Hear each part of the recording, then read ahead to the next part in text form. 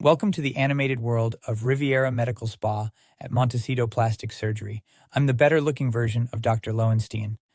I get asked about neck aging almost as often as I get asked about the face. And the truth is, the neck often shows age before anything else does. The good news is that we have a whole range of options, from something as simple as a few injections to a full surgical lift. And the right choice really depends on what's actually happening with your neck. Let's start with the simplest option, Botox.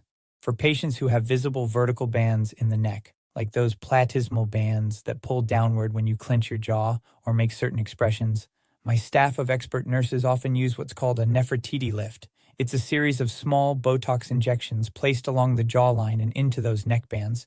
It doesn't add volume or tighten skin, but it relaxes the muscle pull, which softens the bands and gives the jawline a slightly more defined, lifted appearance. It's quick, there's no downtime, and it's a great entry point for patients just starting to notice changes. Next, when the concern is more about the quality of the skin itself, texture, mild thinning, and sun damage, that's where I bring in lasers like CoolPeel.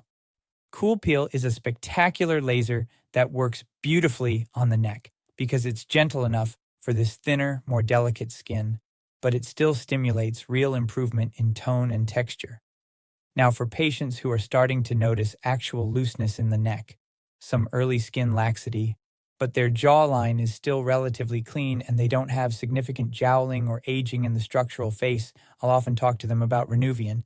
This is a minimally invasive option where we use helium plasma energy under the skin to contract and tighten the tissue without the recovery time of a full surgical lift. It's ideal for that specific in-between patient. Too much laxity for skincare or lasers alone, but not enough structural change to warrant surgery.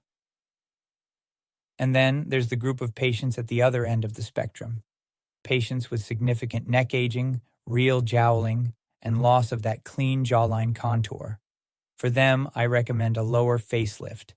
This addresses the deeper structural support of the neck and jawline, repositioning tissue rather than just tightening skin, and it's really the only approach that gives lasting correction when the aging has progressed that far. This can be expanded into a DeepFrame facelift that includes elevation of the midface in those patients looking for a comprehensive facial rejuvenation.